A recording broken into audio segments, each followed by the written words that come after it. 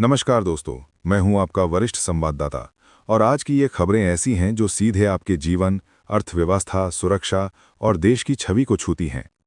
कल्पना कीजिए, एक तरफ अमेरिका के साथ बड़ा व्यापार समझौता जिससे लाखों भारतीयों की नौकरियां और व्यापार बढ़ सकता है, लेकिन दूसरी तरफ मेघालय की एक अवैध कोयला खदान में धमाका जहां 18 से ज्यादा मजदूर मारे गए। क्या ये सिर्फ खबरें हैं या हमारे विकास मॉडल की सच्चाई? क्या हम आगे बढ़ रहे हैं या कुछ जगहों पर अभी भी अंधेरा है? आज की ये 7 बड़ी खबरें आपको सोचने पर मजबूर कर देंगी। चलिए शुरू करते हैं। सबसे पहले अंतर्राष्ट्रीय मोर्चे पर बड़ा कदम। भारत और अमेरिका के बीच अंतरिम व्यापार समझौता हो गया है। अमेरिका ने भारतीय सामानों पर टैरिफ 18% तक कम कर दिया, जो पहले 50% तक था। बदले में भारत ने अमेरिकी औद्योगिक सामान और कई कृषि उत्पादों पर टैरिफ खत्म या कम करने का वादा किया।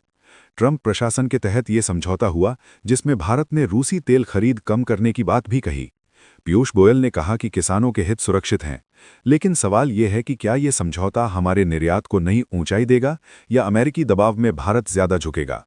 अर्थशास्त्रियों का कहना है कि इससे भारत एशियाई देशों के बराबर टैरिफ पर आ गया है और $500 अरब का व्यापार लक्ष्य हासिल हो सकता है। फिर प्रधानमंत्री नरेंद्र मोदी की मलेशिया यात्रा। 7-8 फरवरी को क्वालालंपुर में पीएम मोदी को मलेशियाई पीएम अनवर इब्राहिम ने व्यक्तिगत रूप से स्वागत किया। दोनों देशों ने व्यापार, सेमीकंडक्टर, रक्षा और सुरक्षा में सहयोग बढ़ाने पर जोर दिया। 2024 में बने व्यापक रणनीतिक साझेदारी को और मजबूत किया गया। मोदी ने कहा कि भारत विकास का विश्वसनीय साथी है। क्या ये यात्रा दक्षिण पूर्व एशिया में भारत की स्थिति को और मजबूत करेगी? अब क्रिकेट की दुनिया में T20 विश्व कप 2026 शुरू हो चुका है और भारत ने ओपनर में अमेरिका को 29 रनों से हराया। मुंबई के वानखेड़े स्टेडियम में भारत 77 पर 6 पर लड़खड़ा गया था, लेकिन कप्तान सूर्य कुमार यादव ने नाबाद 84 रन ठोके और टीम को 161 पर 9 तक पहुंचाया।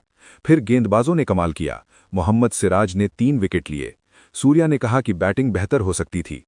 क्या ये जीत भारत को टाइटल डिफेंस में मजबूत शुरुआत देगी? अगले मैचों में क्या होगा?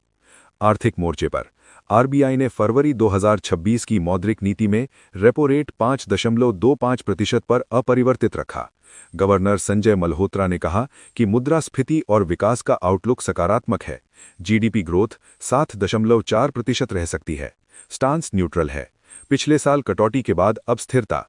क्या इससे लोन की ईएमआई स्थिर रहेंगी और अर्थव्यवस्था को और बल मिलेगा? दुखद खबर मेघालय से। ईस्ट जयंतिया हिल्स में अवैध रैट होल कोयला खदान में धमाका। कम से कम 18 मजदूर मारे गए, कुछ घायल। पुलिस कहती है कि डायनामाइट से ब्लास्ट हुआ। 2014 से यह तरीका प्रतिबंधित है, लेकिन अवैध खनन जारी है। प्रधानमंत्री ने मदद की घोषणा की। सवाल यह है कि विकास के नाम पर मजदूरों की जान क्यों जाती है? क्या सरकार अब सख्ती करेगी? स्वास्थ्य अलर्ट। तमिलनाडु में, खासकर चेन्नई में, हजारों कौवों की मौत के बाद H5N1 बर्ड फ्लू वायरस की पुष्टि हुई। पब्लिक हेल्थ डिपार्टमेंट ने एडवाइजरी जारी की। इंसानों में फैलना बहुत दुर्लभ है, लेकिन मृत पक्षियों को न छुएं, रिपोर्ट करें। कोई इंसानी केस नहीं। क्या ये महामारी का नया संकेत है? आखिर में सुरक्षा क्षेत्र से अच्छी खबर।